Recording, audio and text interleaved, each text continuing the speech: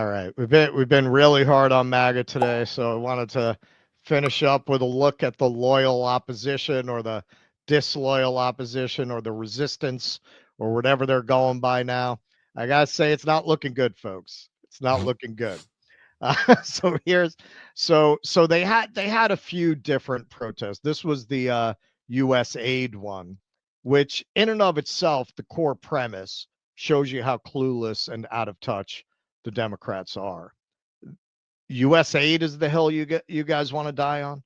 You really want to try to make a case for U.S. aid, but they did. So this was the first of the high-profile protests they did. Elon Musk, you didn't create U.S. aid. The United States Congress did for the American people.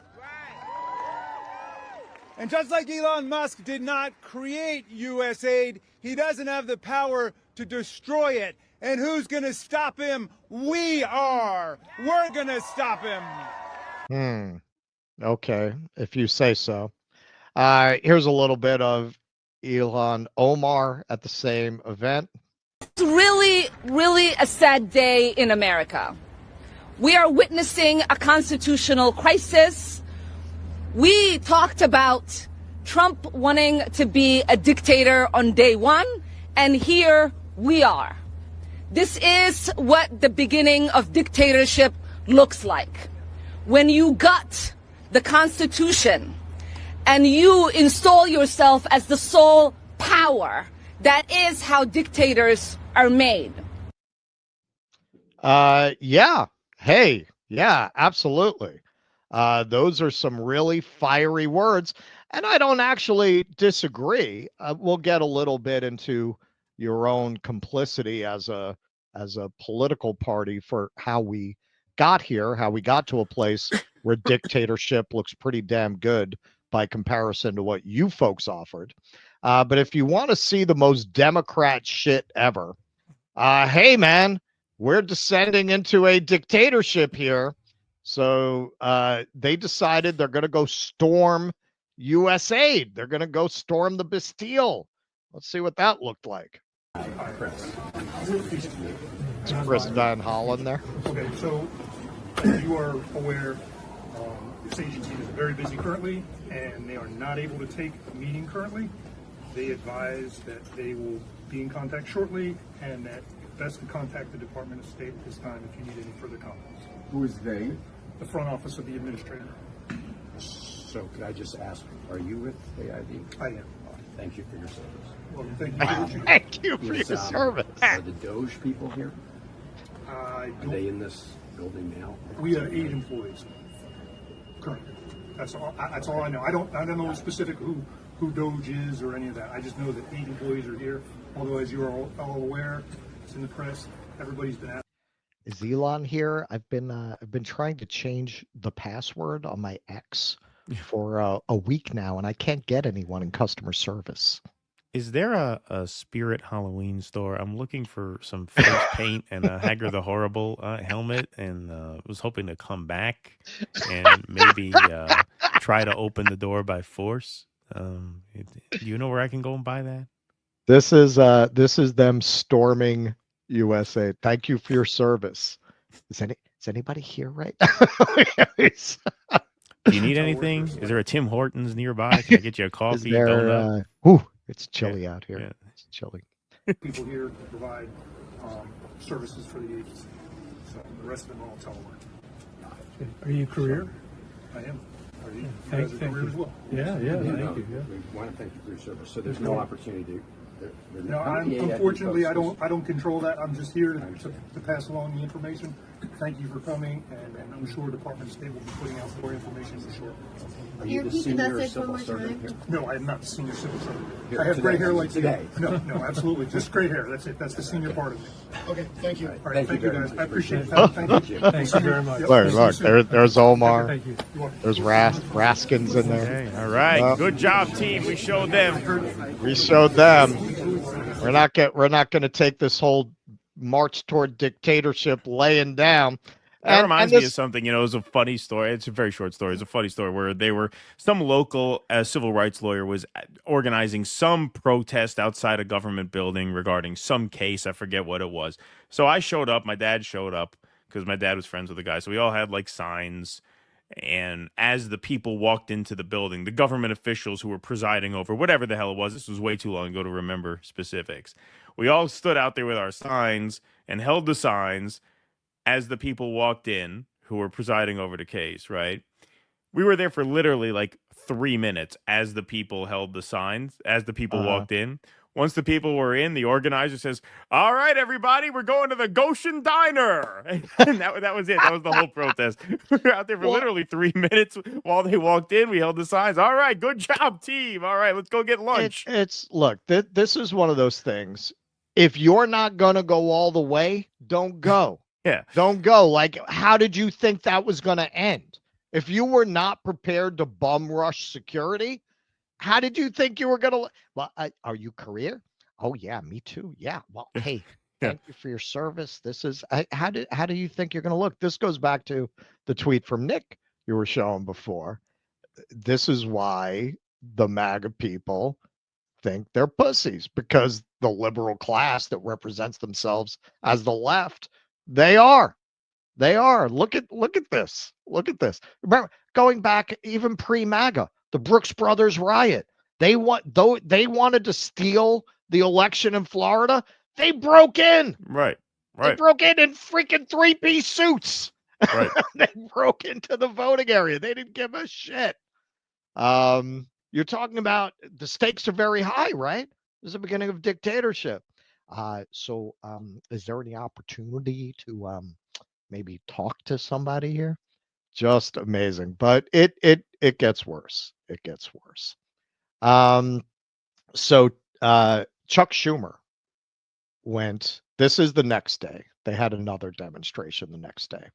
And Aaron Rupar, I don't know if he's being ironic or sincere here. He's not the sharpest knife in the drawer, but he tweeted out a description of this. Let's take a look at Chuck Schumer riling up the crowd. Stand with you in this fight, and we will win. We will win. We will win. We will win. We will win. We won't rest. Like the We drummer in the won't band. rest. We won't rest. We won't rest. Thank you, everybody. Wow. My blood's pumping now. Thank you, Leader Schumer.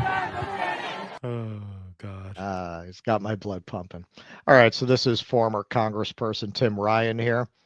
I just don't even know what to say anymore when I see this kind of stuff. Is it Saturday Night Live or real life? Does anyone really think this is the future of the country? This is the only alternative to Trump's America? It's just so depressing. Well said. Well said. Yeah, well said, but you have to understand Tim Ryan was one of the most right-wing Democrats in Congress. And he ushered this in. He challenged Pelosi for the leadership from the right. Right. She was too left-wing for Tim Ryan. Yep. So even CNN was not having it. Even CNN. Even the liberal anchors. Democrats agree that Musk is a problem, but listen to them today, and they have a piñata in search of a stick. To our Republican colleagues, if you do not see the light, we will bring the fire. Resist! We are going to be in your face. We are going to be on your... We have days to stop the destruction of our democracy. We have work to do. Tell Elon Musk to take his hands off your money. We don't pledge allegiance to the creepy 22-year-olds working for Elon Musk. We pledge allegiance to the United States of America. And God shut down the city. We are at war. We will win. We will win. We won't rest. We won't rest. Gretchen. Yes, So, the Democrats need a real leader, okay? They need a real leader, which currently does not exist in the Democratic Party. And they have been caught completely flat-footed with... I didn't know she was still around, Gretchen Carlson. I haven't seen her in forever. All right, but have no fear. Have no fear, because the National Day of Protest was yesterday. 50 marches, 50 states, 50 capitals, 2-5-25. If you cannot get there, call out from work. If you cannot call out from work, wear something blue. If you can't wear something blue, get that pussy hat out of the closet. Wear something blue, as if everybody knew that these were happening, and they know that you wearing a blue shirt was a show of and solidarity. hey, man, what better placement for such an event than the middle of a workday? 12 noon on a Wednesday. That genius. So let's see the throngs that gathered there in DC. Fuck Elon Musk! Fuck Elon Musk! Fuck Elon Musk! Salty. Fuck Elon Musk! Fuck Elon Musk! I'm a veteran.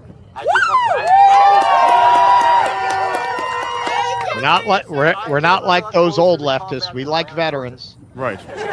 We like war. We like war. We like veterans. We're not spitting on anybody. We're not calling anybody a baby killer. Not even the idea. That oath did not have an expiration date on it. So you could see that. All right. So there was more of a main event. Elizabeth Warren was one of the headliners there. Now, no one elected Elon Musk to nothing. That's right. Not one Democrat in America voted for Elon Musk. Not one. Not one Republican in America voted for Elon Musk. Yep. Not one independent in America voted for Elon Musk. Not one libertarian in America we get voted it. for Yes, we Elon can list Musk. every party. Damn, not one vegetarian in America voted for Elon Look, you did not know she had those kinds of comedy. Member voted for Elon Musk. All right, so Maxine Waters, if there is someone in the Democratic Party with that fire in the belly who can inspire, bring the heat, it's Maxine Waters. Our country. This is not Elon Musk's country. This is not Trump's country. This is our country. We deserve to have decent jobs. We deserve to have the respect. We deserve to be treated in a way that all Americans should be treated. And so let me just tell you now, I have Elon Musk's major office in my district. He won't even meet with the local elected officials. He said he was going to tunnel under from his office all the way to the airport so he didn't have to be among the measly people on the ground to get to the airport. Yeah, says woman of the people, Maxine Waters. So, hey, a lot of folks, ourselves included, warned over the years that the libs had the mic. You know, if you keep making these crazy claims about people being guilty of death threats and that kind of thing when they're just using obvious political metaphor and rhetoric, you got to be in real trouble when they get in power. And now you've established that kind of a standard and they use it against you. Lo and behold, let's see what our new press secretary said to Peter Doocy when he asked about some of the comments of the Democrats at these rallies. Caroline, are any officials here preparing to fight Democratic lawmakers in the streets? Absolutely not. So, thanks for the question. Some elected Democrats are so steamed about DOGE. Congresswoman LaMonica McIver says we are at war. Ilhan Omar says we might actually see somebody get killed. And Chris Van Hollen says we have to fight this in the Congress. We have to fight this in the streets. So what now? And may I just point out, if you heard that type of violent, enticing rhetoric from our side of the aisle, from Republican leaders on Capitol Hill, I think there would be a lot more outrage in this room today. It's unacceptable, the comments that have been made by these Democrat leaders, and frankly, they don't even know what they're talking about. Because President Trump was elected with a mandate from the American people to make this government more efficient. He campaigned across this country with Elon Musk, vowing that Elon was going to head up the Department of Government Efficiency, and the two of them, with a great team around them, were going to look at the receipts of this federal government and ensure it's accountable to American taxpayers. That's all that is happening here. And for Democrat officials to incite violence and encourage Americans to take to the streets is incredibly alarming, and they should be held accountable for that rhetoric. Okay, well, there you go.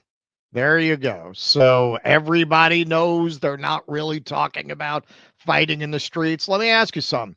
You think Pam Bondi is going to be the kind of AG that's not going to open investigations into politicians using common political rhetoric? Well, you open the door to that kind of thing with very dishonest interpretation of other people's language. Now, in terms of what she's saying, this is what people voted for. She's not wrong, nor are the protesters when they say this is a collapse into autocracy and dictatorship. Both of those things are true. That is what people voted for. I think they did very well understand that Donald Trump was going to break all the rules. He was going to break all the norms. He was going to go around all the guardrails. And God damn it, he'd get something done. Now, what conditions were created that made people feel that? Because part of what you're saying now, you're hearing now, is, well, what about this unelected person who had this involvement in government? What about this unelected person? They're right. They're right. This is just as with so much else with Donald Trump. Matt Taibbi made this point years ago in his first term. He's taking the ugly mask off the ugly reality of how our government works. Is really what Trump's doing? People are openly arguing this. Is this less accountable than what you had before? Well, we know statistically, not really. Professors Martin Gillens, Princeton University, and Benjamin I. Page, Northwestern, looked at more than 20 years worth of data to answer a simple question. Does the government represent the people? Their study took data from nearly 2,000 public opinion surveys and compared it to the policies that ended up becoming law. In other words, they compared what the public wanted to what the government actually did. What they found was extremely unsettling. The opinions of 90% of Americans have essentially no impact at all. None. Does public opinion affect the political process? Gillens and Page found that the number of Americans for or against any idea has no impact on the likelihood that Congress will make it law. Quote, the preferences of the average American appear to have only a minuscule, near zero, statistically non-significant impact upon public policy.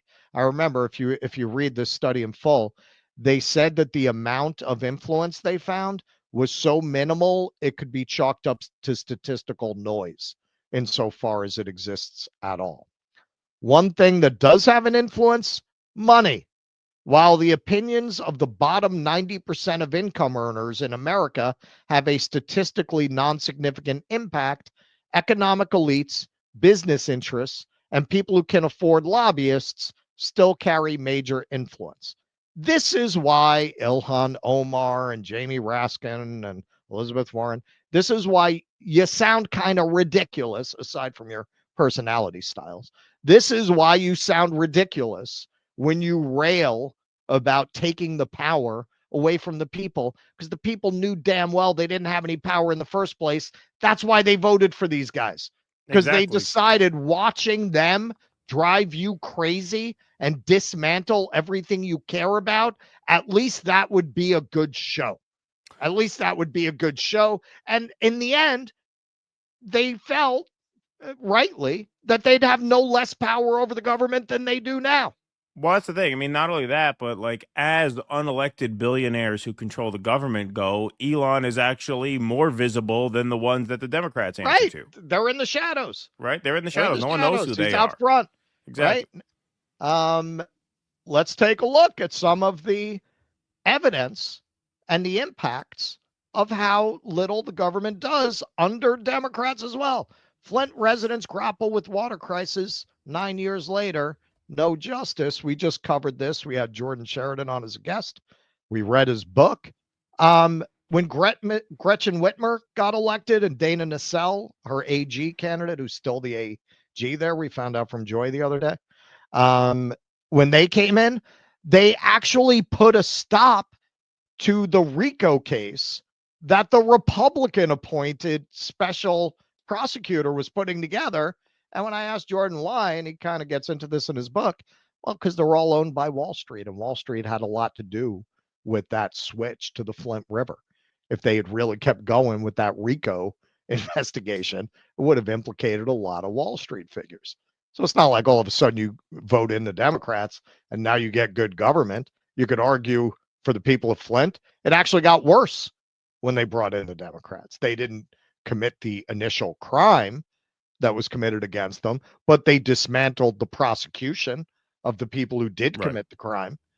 How about East Palestine, right? Democrats were in charge then, supposed to be the good government party, the responsive government party, and do shit for those people. It took a year for Biden to even come to East Palestine. Right. Now, you just had an article written. You want to talk about maybe the Republicans will overplay their hand. So nearly 2 years since the disaster where Trump invents, is a recent article. Impacted residents are still experiencing health effects from, this is one of the people of East Palestine wrote this, experiencing health effects from chemical exposure and contamination lingering from the 2023 incident, and there is still no organized healthcare guidance nor a funding source for necessary care. It is critical that everyone can access the medical support they need. The president can enact an emergency declaration or urge the HHS to declare a public health emergency to ensure treatment for short and long-term health impacts for anyone exposed to environmental health hazards from the train derailment and its aftermath. In 2023, both Vance and his fellow Ohio Senator, Democrat Sherrod Brown, supported an emergency declaration to activate provisions under Section 1881A of the Social Security Act, which allows for emergency funding to be distributed to communities affected by disasters. These funds would be a lifeline for many families here who are still grappling with health concerns, economic hardship, and ongoing cleanup efforts. Now, I wanted to include that and close with it because this is the question. Are they going to fulfill their promises to people like the people in East Palestine? Because it would be very un-Republican of them to offer what these people really should get, what the people of Flint should get, which would be Medicaid for life. We should all have that, but that's one of the things they've requested because of the health impacts that this has had on them. Is a Republican administration going to give these people free health care for life? They're so ideologically against the whole concept, it's hard to imagine they would. And if they don't, if they ignore these people, does that create some kind of backlash? Conversely, if they go ahead and actually do the right thing by these people and take similar actions across the nation among people who have been ignored and disenfranchised by the current system, that's it, man. It's going to be Trumpism as far as the eye could see. But understand, we got here because you reduced the people to such a state of desperation that a system where essentially you petition the king for relief looked better to them than trying to go through elected officials who ignored them. Well, exactly. And, you know, during the Obama years, his rationale for why nothing got better was, well, democracy is slow and messy. Okay, well, if you're going to make that excuse for long enough, then eventually people are going to choose the thing that's less slow and less messy, which is fascism, right? Which is a strongman who can just come in and now just move at the speed of light, sign order after order after order, move after move, faster than any of the slow-moving institutions can keep up with him. That is a result of your failure to make these institutions work for people. This is what FDR, we're going to have to do a segment on FDR's Four Freedoms speech, because he warned about this exact thing. I think it was 1941 inaugural. Yeah. Great speech where he talks about how when democracy does not provide for people, people will not invest in it anymore. And that is how you lose it. And it's not the people's fault. It's the people in power who, uphold this great system. Well, how good is a system that renders 63% of its population unable to come up with a $500 payment when they have to at a moment's notice? How good is a system where tens of thousands of people die every year because they cannot afford medical care? At a certain point, the political system that presides over that reality is going to be dismantled. And it's no one's fault but the people who let it happen on their watch. And the ultimate irony here is that happened because both parties allowed the undue influence of very rich people. And the difference now is it's happening out in the open with a very public figure like Elon Musk, who owns the most influential social media company, at least in terms of political discourse. And so you're seeing it happen much more visibly. But a lot of this stuff has happened in the past. It's just happened behind the scenes. And it manifests in an apparent stalemate, right? Because it creates political gridlock. So it creates a lack of motion. But it's not really a lack of motion in real life. It's a lack of motion in the halls of Congress. But in real life, what has happened? The rich have gotten much richer. Working people have not gotten a raise in 40 years. Very much we've been on a trajectory one way, the wrong way. Now you have the world's richest robber baron just going pedal to the metal in broad daylight, because that is what the people voted for when they lost faith that change could be made any other way. They got conned by this group of thugs and swindlers and gangsters, and they're being taken for a ride. And it is sad. It is sad to see this great giving up where the people just basically submitted to their own looting. But that is what has happened. That is maybe if we can get the king's attention, or we can get the attention of the king's advisor, he'll give us health care. That's what you reduced people to. Did you give it to them? You could have. Right. You were in power. You had your president. You had power the last 4 years. You had 60 power seats when this happened in East Palestine. Yep. You could have gone into Flint. You could have given those people Medicaid for life. You didn't do it. You had all those years to do it. Obama had a 60-seat supermajority in the Senate. It's almost inconceivable to think any party can get that now. Right. He had it. Right. What happened? So Very little. how do you get up there at a microphone and talk about how we want these decisions made by the people's representatives? If you were representing the people all these years, Donald Trump would not have gotten anywhere near the White House unless he signed up for a tour. Please clap.